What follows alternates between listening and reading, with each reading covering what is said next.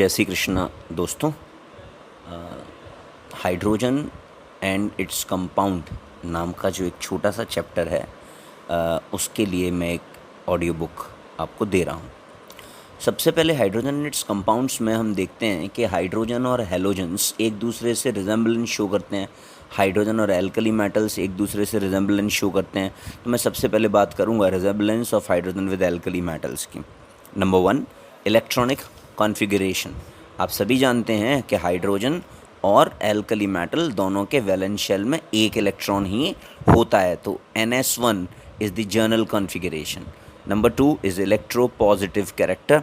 आपको पता है कि दोनों हाइड्रोजन और एल्कली मेटल ईजीली एक इलेक्ट्रॉन लूज़ करते हैं और मोनोवेलेंट कैटायन बनाते हैं।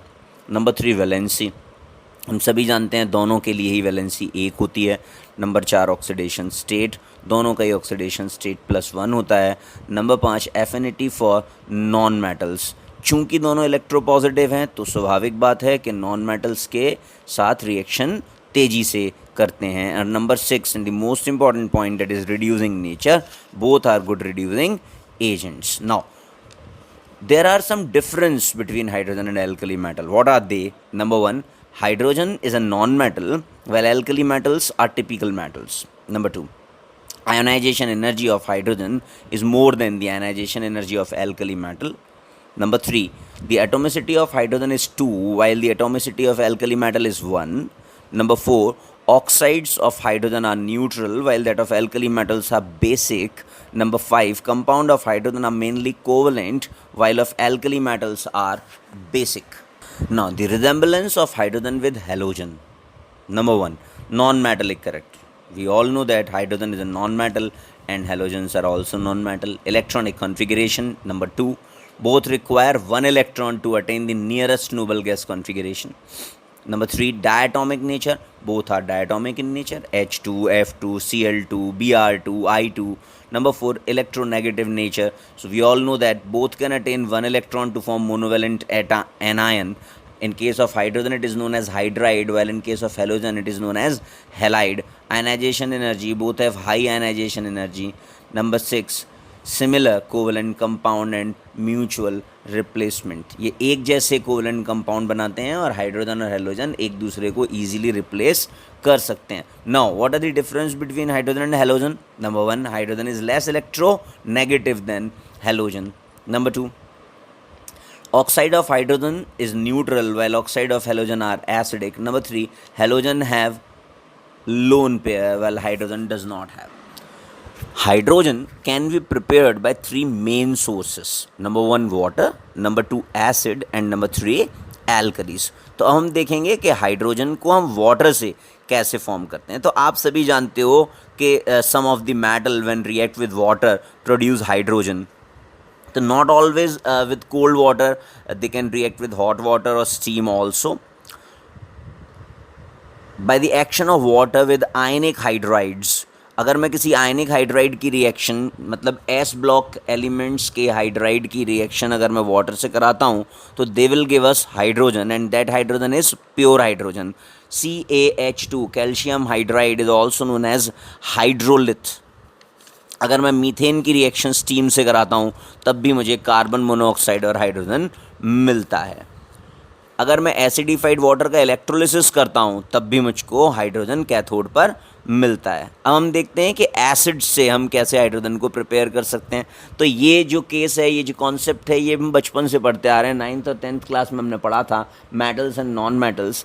वो सभी मेटल जो इलेक्ट्रोकेमिकल सीरीज़ में हाइड्रोजन से ऊपर आते हैं वो डाइल्यूट एसिड से हाइड्रोजन को ईजिली रिप्लेस कर सकते हैं, जबकि वो मेटल जो इलेक्ट्रोकेमिकल सीरीज़ में हाइड्रोजन से नीचे आते हैं वो एसिड से हाइड्रोजन को डिस्प्लेस नहीं कर सकते. Number 3 and the most important is preparation of hydrogen from alkalis. Alkalis से हमें हाइड्रोजन का फॉर्मेशन करना है. alkalis मतलब बेस. तो NaOH की रिएक्शन हम यहाँ पर करा रहे हैं और यहाँ जितने भी मेटल मैं यूज़ करूँगा वो सभी एम्फोटेरिक मेटल्स हैं. याद रखें, all amphoteric metals and their compounds are completely soluble in alkalis to form soluble complex. तो यहाँ zinc, aluminium, tin, lead, silicon और बेरिलियम की रिएक्शन हम NaOH से कराते हैं तो हमें रेस्पेक्टिवली सोडियम जिंकेट मिलता है जिंक के साथ, सोडियम मेटा एल्यूमिनेट मिलता है एल्यूमिनियम के साथ, सोडियम स्टेनेट मिलता है टिन के साथ, सोडियम प्लम्बेट मिलता है लेड के साथ, सोडियम सिलिकेट मिलता है सिलिकॉन के साथ, सोडियम बेराइलेट मिलता है बेरिलियम के साथ। यहीं पर एक मेथड है जिसे हम यूनेओज मेथड कहते हैं। इससे जो हाइड्रोजन हमें मिलता है वो बहुत प्योर हाइड्रोजन होता है, और वो है कि जब मैं एल्यूमिनियम की रिएक्शन पोटेशियम हाइड्रोक्साइड से कराता हूँ, when aluminium react with potassium hydroxide then hydrogen which is obtained is very pure. ये क्वेश्चन कई बार एग्जाम में पूछा गया है। लैब मेथड, मैं इम्प्योर जिंक की रिएक्शन डाइल्यूट H2SO4 से कराऊंगा तो मुझे मिलेगा जिंक सल्फेट और हाइड्रोजन। यहाँ आप मुझसे पूछ सकते हैं कि इम्प्योर जिंक की क्यों ले रहा हूँ, क्योंकि मैं चाहता हूँ कि रिएक्शन फास्ट हो जाए। डाइल्यूट H2SO4 क्यों ले रहा हूँ, क्योंकि अगर मैं कॉन्सेंट्रेटेड H2SO4 लूँगा तो हाइड्रोजन की जगह पर सल्फर डाइऑक्साइड गैस जो है वो रिलीज़ होगी। यहीं पर मैं एक और चर्चा आपसे कर लेता हूँ। Pure hydrogen can be prepared by, pure hydrogen 4 तरीके से हम प्रिपेयर करते हैं। There are 4 method to prepare pure hydrogen. Number 1, electrolysis of warm barium hydroxide using nickel electrode. अगर आप BaOH होल ट्वाइस के वार्म सोल्यूशन का इलेक्ट्रोलिसिस करते हो by using nickel electrode then you will get definitely pure hydrogen. यूनोज method मैंने अभी आपके साथ डिस्कस किया, एल्यूमिनियम की रिएक्शन KOH के साथ कराने पर जो हाइड्रोजन मिलेगा वो वेरी प्योर होगा। मैग्नीशियम की रिएक्शन डाइल्यूट H2SO4 से कराने पर भी हमें वेरी प्योर हाइड्रोजन मिलेगा, और सॉल्ट लाइक हाइड्राइड्स की रिएक्शन वाटर से कराने पर भी हमें हाइड्रोजन प्राप्त होगा जो वेरी प्योर होगा। अगले मेथड्स जो हैं वो हैं commercial method of preparation. Commercial method of preparation में वी हैव बोस प्रोसेस, जिसमें हम वाटर गैस की रिएक्शन स्टीम से कराते हैं। रेशो होता है 1:2, मींस अगर मैं 1 लीटर वाटर गैस ले रहा हूं तो मुझे 2 लीटर स्टीम लेनी होगी। In the presence of catalyst that is Fe2O3 मुझे मिलती है हाइड्रोजन गैस। दूसरा कमर्शियल मेथड है लेंस प्रोसेस, जिसमें मैं आयरन की रिएक्शन स्टीम से कराता हूँ, मुझे मिलता है फेरसोफेरिक ऑक्साइड और साथ में hydrogen. Now the physical properties of hydrogen. Hydrogen is a colorless, odorless and tasteless gas. It has low melting point and boiling point. 1 liter of hydrogen at STP or NTP weigh only 0.089 grams. The chemical properties of hydrogen. Number 1, reaction with metal. When hydrogen react with metal, then metal hydrides are formed. Reaction with non-metals. Hydrogen when react with fluorine form HF, with chlorine form HCl, with bromine form HBr, with iodine form HI, with oxygen it form H2O, and with nitrogen it form ammonia. The order of reactivity of halogen is fluorine, then chlorine, then bromine, then iodine. Hydrogenation of alkenes is also known as hardening of oil. Ortho and para hydrogen. Ortho and para hydrogen are differentiated by the spin of their nucleus. When both the hydrogen atom have the same spin of nucleus, then it is termed as ortho, and both the hydrogen atom have the opposite spin of nucleus, then it is considered as para. Ordinary hydrogen is the mixture of ortho and para hydrogen. At room temperature, 75% ortho and 25% para exist. At low temperature, percentage of para form increases. Ortho form is more stable than para form. At the temperature of liquefaction of air, the ratio of ortho is to para is 1:1. Hydrides. There are 3 types of hydrides. Number 1, saline और ionic hydride. Saline and ionic hydrides की कुछ properties आपके साथ discuss कर रहा हूँ. Number 1, they are stoichiometric compounds. They are not formed by beryllium and magnesium because beryllium and magnesium form covalent polymeric hydride. They are crystalline. They are non-volatile. They are non-conducting in solid state. They liberate hydrogen at anode. Atomic size increases from top to bottom.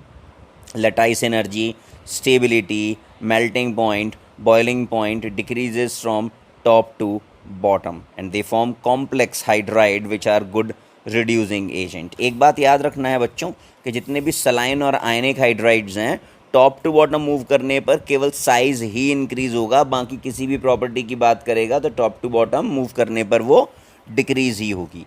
Number 2, covalent or molecular hydrides. Such type of hydrides are formed by p block elements. They are non-conductor of electricity. Group 13 elements form electron deficient hydride, which are known as Lewis acid. Group 14 elements form electron precise hydride. Group 15, 16 and 17 form electron rich hydride. They are known as Lewis base. Their stability decreases from top to bottom, and in a period stability is directly proportional to electronegativity. Number 3 is metallic or interstitial hydride. These hydrides are formed by D and F block elements. ये hydride non stoichiometric होते हैं, ये constant composition का law follow नहीं करते. Group number 6 में केवल chromium ही hydride बनाता है. ग्रुप नंबर 7, 8 और 9 के एलिमेंट्स हाइड्राइड नहीं बनाते हैं, और ये जो गैप है पीरियोडिक टेबल में, this gap is known as hydride gap. Such hydrides are hard and have magnetic property. They are good conductor of electricity. Their conductivity decreases with increase in temperature. Density of these hydrides are lower than that of metals and they have high thermal conductivity. तो दोस्तों ये कुछ बातें मैंने आपसे hydrogen के बारे में की. अब मैं आपसे हाइड्रोजन के कंपाउंड यानी कि वाटर की बात कर रहा हूँ.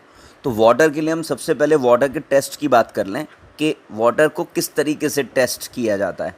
तो number 1, a drop of water when added to anhydrous copper sulphate. जब मैं CuSO4 में वाटर का ड्रॉप जो है वो ऐड करता हूँ तो इट विल फॉर्म CuSO4.5H2O. तो इसका कलर वाइट से ब्लू हो जाता है.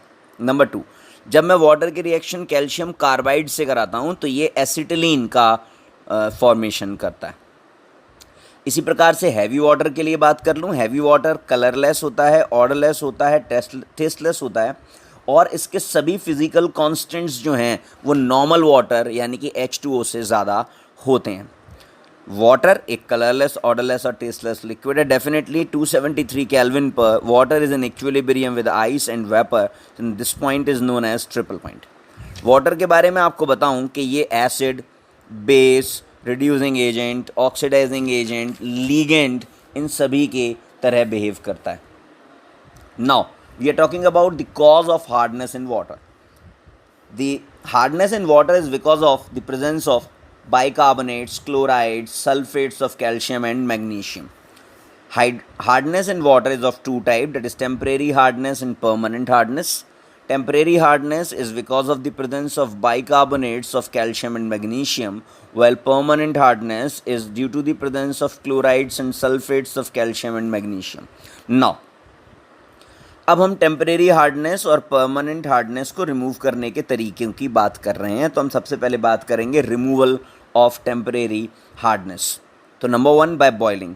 तो जब भी हम टेम्परेरी हार्डनेस युक्त वाटर को गर्म करते हैं जिसमें बाइकार्बोनेट्स हैं कैल्शियम और मैग्नीशियम के, तो आप देखेंगे कि कैल्शियम कार्बोनेट और magnesium carbonate as a precipitate settled हो जाता है और साथ में हमें मिलता है वाटर जो हार्डनेस से फ्री है. Number 2 is Clark process. वही जो टेम्परेरी हार्डनेस वाला वाटर है उसमें हम क्या मिलाएंगे, स्लैक लाइम, चूना मिलाएंगे, और हम फिर से देखेंगे कि कैल्शियम कार्बोनेट और magnesium carbonate as a precipitate settled हो रहे हैं और हमें जो वाटर मिल रहा है वो हार्डनेस से फ्री है. परमानेंट हार्डनेस को रिमूव करने के लिए हम लोग वॉशिंग सोडा मेथड का यूज़ करते हैं जिसमें हम Na2CO3 that is washing soda की रिएक्शन क्लोराइड्स और सल्फेट्स से कराते हैं, जहाँ पर simply ionic reaction, ion exchange reaction होती है. कैल्शियम कार्बोनेट और magnesium carbonate as a precipitate मिलते हैं और साथ में हमें मिलते हैं सोडियम के सॉल्ट्स. इसी में दूसरा मेथड होता है permute method. Permute is, repeat कर रहा हूँ, ध्यान से सुने, permute is hydrated sodium aluminium silicate. It is Na2Al2 Si2 O8.XH2O. This method is used to remove both temporary and permanent hardness. Again, the concept is ion exchange. Now, the third is Calgon process. Calgon process में हम क्या कर रहे हैं, sodium hexametaphosphate की reaction कराते हैं calcium sulphate और मैग्नीशियम सल्फेट से, जहाँ पर हम देखते हैं कि कैल्शियम और मैग्नीशियम के कॉम्प्लेक्स बन जाते हैं. इसे हम कैल्गन के नाम से भी जानते हैं. This process also known as Calgon process. Calgon means calcium gone. अब मैं आपसे बात करूंगा हाइड्रोजन के दूसरे कंपाउंड के, जो इंपॉर्टेंट कंपाउंड है, that is hydrogen peroxide. Formula is H2O2. Method of preparation की अगर मैं बात करूं H2O2 के, तो हमारे पास सबसे पहला मेथड है लैब मेथड। इसमें हम सोडियम पेरोक्साइड की reaction cold and dilute H2SO4 से कराते हैं, हमें H2O2 मिलता है। इंडस्ट्रियल मेथड, इसमें हम सल्फ्यूरिक एसिड का इलेक्ट्रोलिसिस कराते हैं, जहां पर हमें एनोड पर H2H2O8 मिलता है बच्चों, जिसे आप मार्शल्स एसिड कहते हो। उसका टेक्निकल नेम है परऑक्सी डाइसल्फ्यूरिक एसिड। फिर जब हम उसी मार्शल एसिड का हाइड्रेशन कराते हैं तो हमें H2SO4 के साथ H2O2 मिलता है। फिजिकल प्रॉपर्टीज़ पर नज़र डालते हैं। Pure H2O2 is a pale blue syrupy liquid. Its freezing point is 0.5 degrees Celsius minus. It is diamagnetic. It is associated liquid due to hydrogen bonding. Its dipole moment is 2.1, which is higher than that of water. The order of boiling point is H2O2, that is hydrogen peroxide, then D2O, that is heavy water, then H2O, that is water.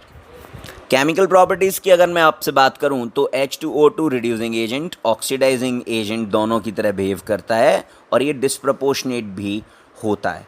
याद रखें, जब भी H2O2 reducing agent की तरह behave करेगा तो ये O2 बनाएगा, जब भी ऑक्सीडाइजिंग एजेंट की तरह बिहेव करेगा तभी as a side product H2O बनाएगा, और जब भी डिस्प्रपोर्शनेशन होगा तो H2O और O2 दोनों बनाएगा। फॉर एग्जाम्पल, अगर मैं Fe+2 यानी कि फेरस कंपाउंड के साथ H2O2 की रिएक्शन कराता हूँ तो ये ऑक्सीडाइजिंग एजेंट की तरह बिहेव कर रहा है, ये Fe+3 बनाएगा, साथ में वाटर बनाएगा। NO2- यानी कि नाइट्राइट के साथ अगर मैं रिएक्शन कराता हूँ तो ये NO3- बनाएगा, यानी कि नाइट्रेट बनाएगा।